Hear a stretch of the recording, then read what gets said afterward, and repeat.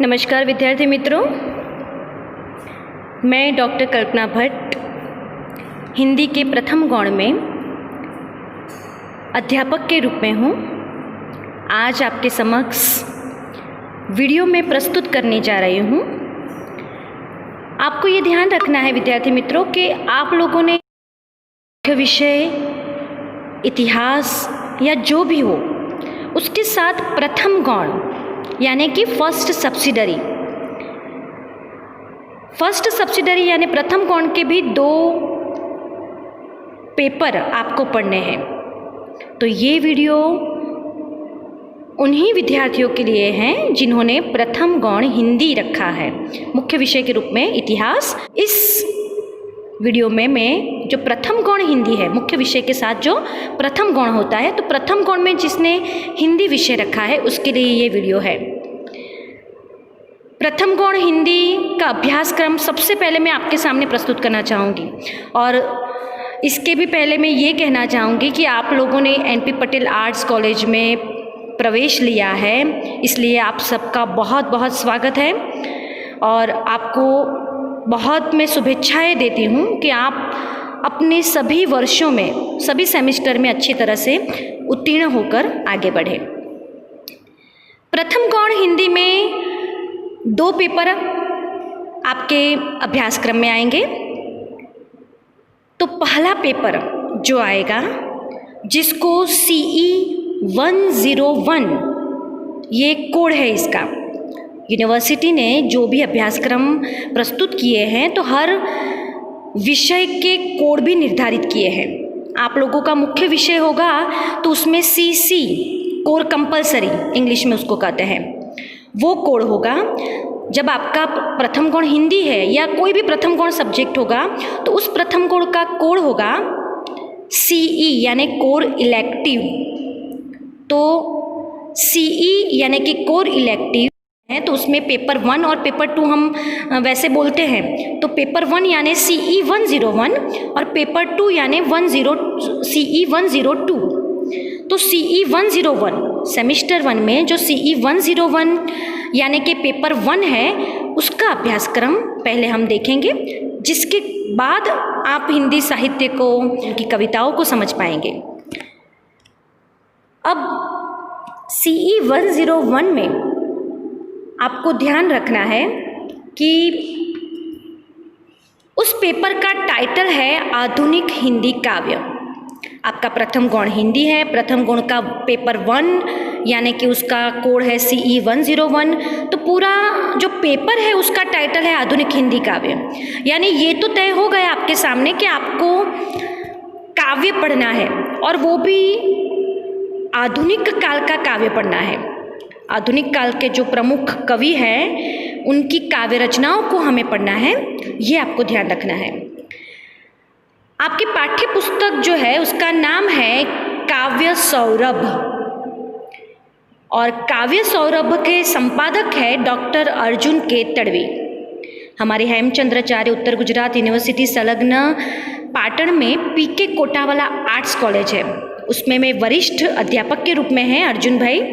तो वही इस पुस्तक के संपादक है और इस पुस्तक का प्रकाशन ज्ञान प्रकाशन, और उसका एड्रेस भी दिया गया है, पता दिया गया है 7202 LIG ज्ञान प्रकाशन, और संपादक वर्ष कौन सा है 2019। इतना हमें ध्यान रखना है। आप यदि हमारे इस पालनपुर में या आपके शहर में कहीं पाठ्य पुस्तक लेने के लिए जाएंगे तो मैं आपको इत्तला कर दूं कि पाठ्य पुस्तक नहीं मिलेगी आपको। वो पाठ्य पुस्तक हम ही इस लाइब्रेरी में से आपको उपलब्ध करवाएंगे। वैसे तो नया अभ्यासक्रम है इसलिए पाठ्य पुस्तक में बहुत ही जो है विलम्ब हो सकता है, मगर आपको कोई भी चिंता नहीं करनी है। पाठ्य पुस्तक के अनुसार जो भी कवि है और जो भी काव्य रचनाएं हैं उन सभी को हम आपके सामने प्रस्तुत कर देंगे, इसलिए आपको ये पाठ्य पुस्तक लाने की कोई ज़रूरत नहीं है। आपको बस इतना ध्यान रखना है कि इन सभी वीडियो को ध्यान से समझना है और ज़रूरत पड़ने पर आपको नोट डाउन करना है अपने जो है पुस्तक में। अपनी जो आपने बुक बनाई है उसमें आप नोट डाउन करते रहें तो बहुत ही आसानी से आप सब कुछ समझ जाएंगे। तो आपको ये ध्यान रखना है CE 101 की पाठ्य पुस्तक कौन सी है? काव्य सौरभ।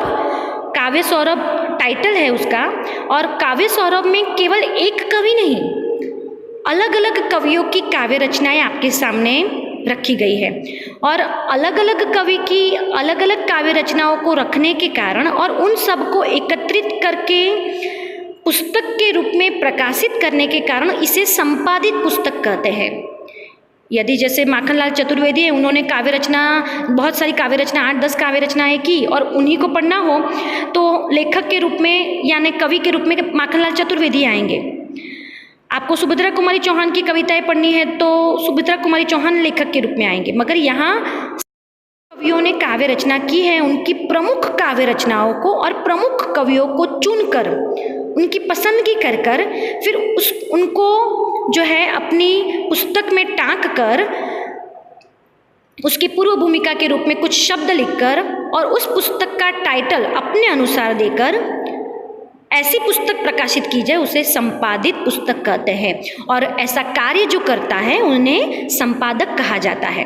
तो अर्जुन के तड़वी की जो है कोई काव्य रचना नहीं है, मगर अर्जुन के तड़वी ने बहुत ही अध्ययन और अध्यापन के बाद प्रमुख कवियों को और उनकी ऐसी काव्य रचनाएं जो आपको प्रेरित कर सके उनको चुनकर अपने संपादित पुस्तक में रखा है।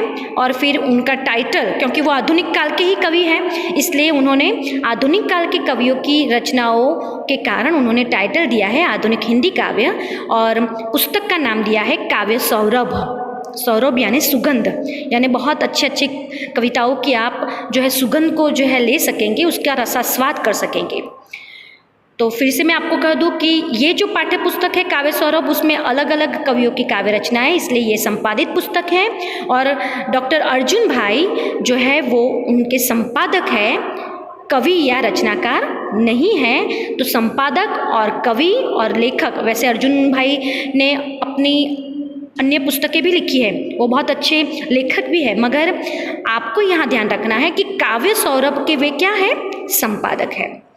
तो CE 101 में आपकी पाठ्य पुस्तक है काव्य सौरभ, प्रकाशन है ज्ञान प्रकाशन और वो कानपुर का प्रकाशन है, इतना हमें ध्यान रखना है।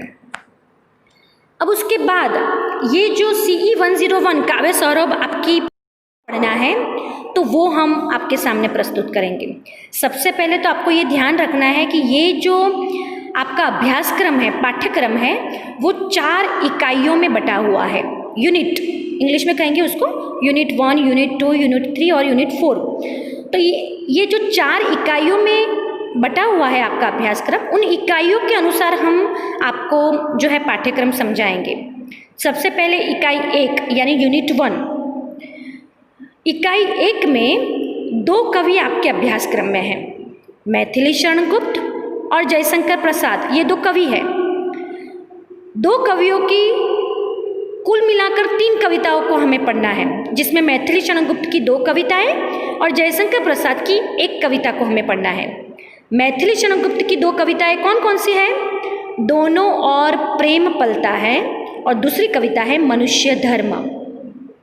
जयशंकर प्रसाद की 1 ही कविता आपको पढ़नी है और उसका नाम है बीती विभावरी। इकाई 1 के बाद इकाई 2 यानी यूनिट 2।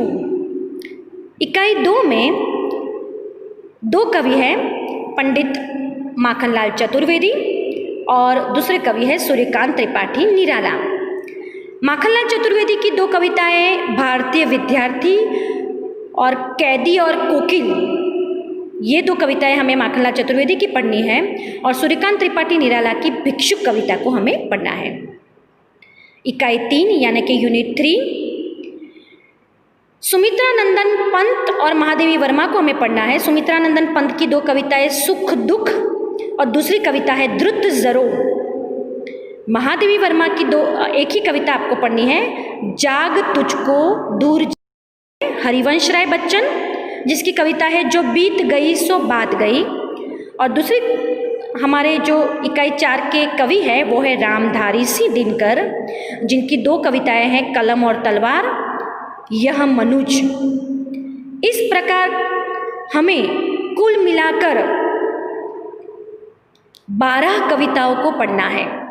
अब देखिए कि चारों इकाइयों में 3-3 कविताएं हैं, तो कुल मिलाकर हमें 12 कविताएं पढ़नी हैं। कविताओं के साथ साथ काव्य की समीक्षा करनी है, काव्य के बोध को हमें जानना है, काव्य के तत्वों को जानना है, और इस प्रकार से हम आपके सामने हर कविता, हर कवि के वीडियो प्रस्तुत करेंगे। ये CE 101 का पाठ्यक्रम है, ये आपको ध्यान में रखना है, और जिसको आप पेपर 1 कहते हैं। पेपर 1 CE 101 आधुनिक हिंदी काव्य, और उसकी पाठ्य पुस्तक है काव्य सौरभ, और काव्य सौरभ में इन कविताओं को हमें पढ़ना है। ये पेपर 1 का अभ्यासक्रम है।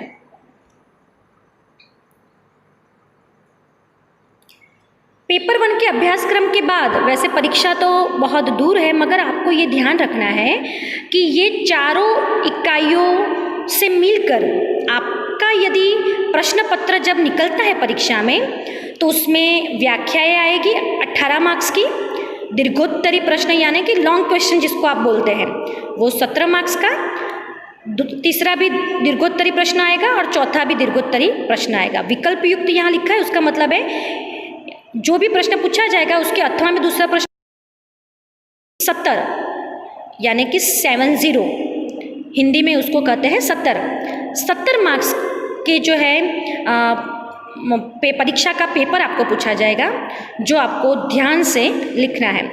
उन प्रश्नों की भी हम माहिती आपको देंगे, उन प्रश्नों पर भी हम चर्चा करेंगे।